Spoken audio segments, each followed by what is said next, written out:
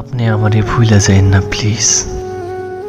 ভুল কইরাও যদি ভুইলা যান, আমি জানলে কষ্ট পাবো। জীবনে কত অপ্রয়োজনীয় জিনিস তো আমরা মনে রাইখা দিই।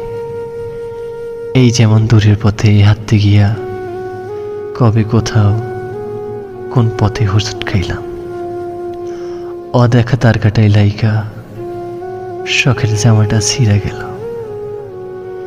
ভিড়ের ভিতর লোকাল বাসে ওঠার সময় না দেখা কেউ একজন হাতটা টাইনা তুলল।